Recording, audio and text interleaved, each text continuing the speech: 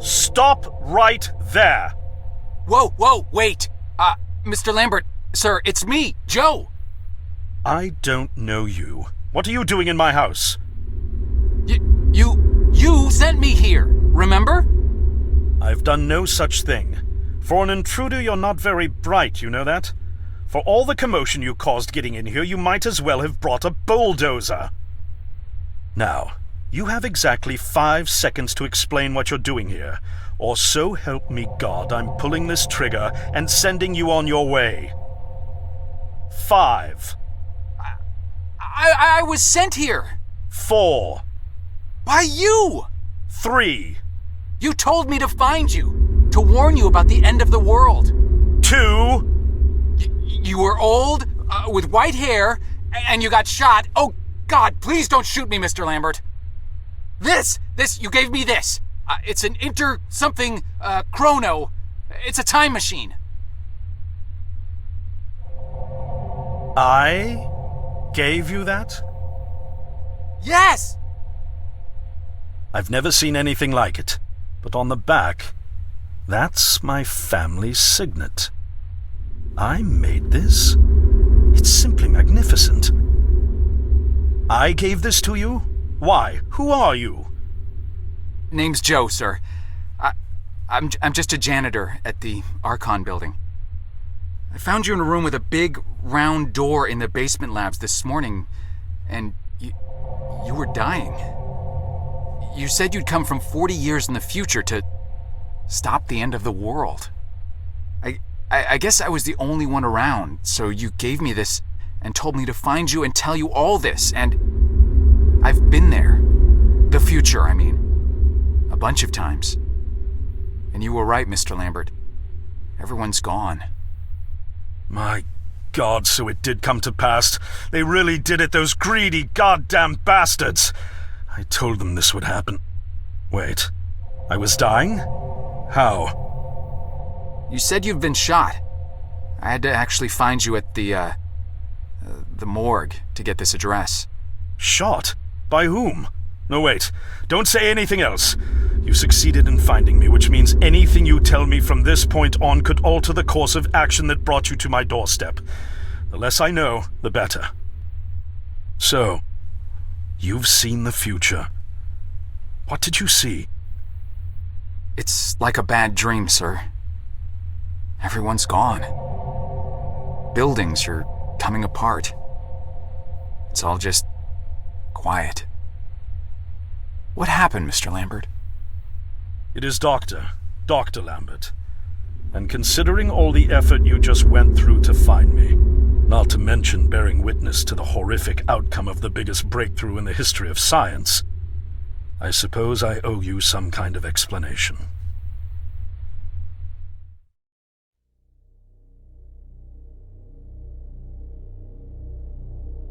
I was 24 when I got hired by Archon, or Athena as it was called back then. Athena was one of the many weapons R&D companies formed during the Second World War. Unlike other R&D companies that had retooled themselves to pursue peacetime activities after the war, Athena had made enough money to continue chasing the next big thing in defense technologies. They were betting the farm on post-war Soviet expansion, raising the level of government paranoia to create a lucrative market for esoteric weapons research. I'd say they made the right bet. Still a theoretical physicist at MIT, my thesis on the possibility of time travel via dimensional membranes got published shortly after I was hired in 1961. Company heads were so impressed, they gave me a team and a budget. Development exceeded even my own expectations, and after only 6 years, we had the first primitive version of the time machine up and running.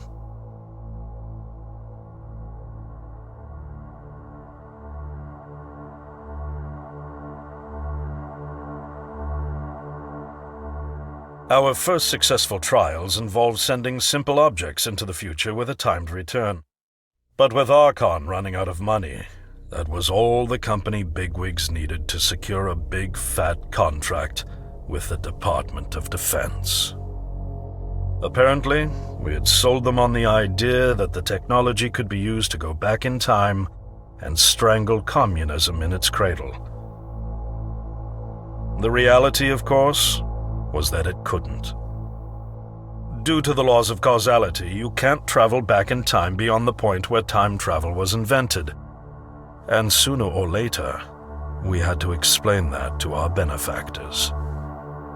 When they started pushing for progress reports, Archon management had to come clean, but instead chose to ease government concerns by claiming the technology could be used to bring back advanced weapons from the future. But this too was a lie.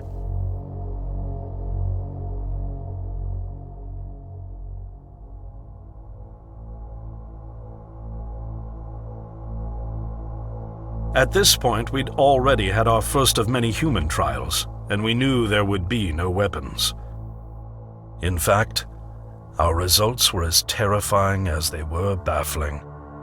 Time pilots returned frenzied and confused, raving about empty streets and human remains. At first, we assumed the city had suffered a Soviet attack in the near future and had been evacuated as a result. But as we pushed on further, the terrible reality became clear. Time pilots started returning fatally ill, dying within a day or two from painful convulsions. Some never returned. We lost several pilots, machine prototypes, and other equipment. When the first contamination erupted in the lab, we were completely unprepared, losing 3 lab technicians to what we later identified as an incredibly aggressive airborne virus.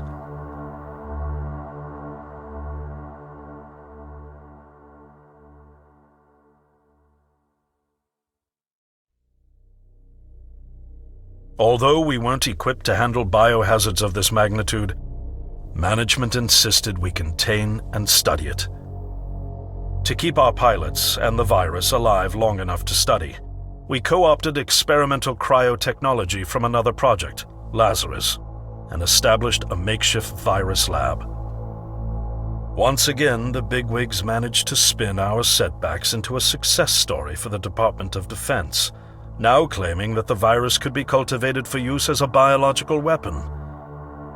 The team threatened to resign, but outrage was swiftly quenched by promises of massive salary increases and stock options. I didn't take the bribe. I'd witnessed the lethal efficiency of the virus firsthand. I knew there was only one way this was going to end, so I handed in my resignation and set up shop out here. For over a year, I've been working to recreate the technology to bring me back in time and prevent mankind's extinction from ever happening.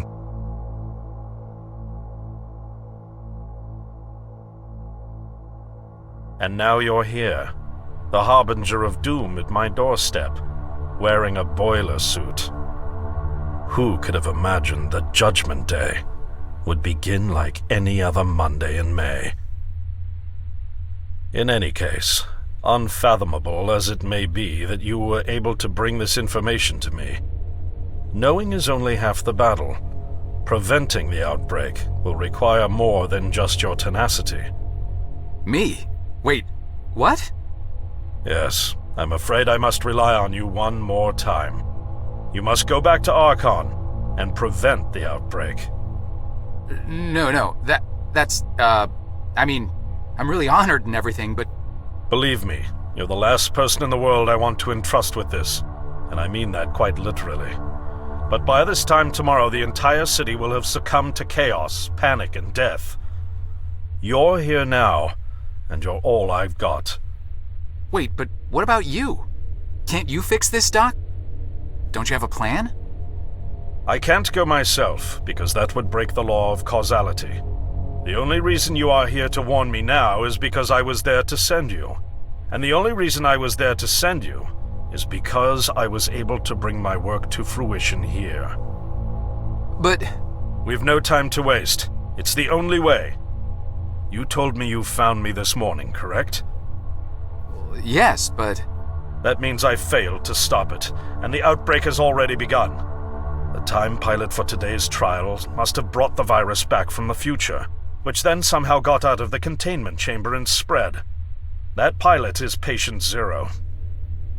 I need you to destroy the supercomputer system controlling the time machine. All the research data is stored there too. You must destroy it before the time machine departs. I'm reconfiguring your device to send you back 1 day earlier. This should allow you ample time to return to Archon and get inside.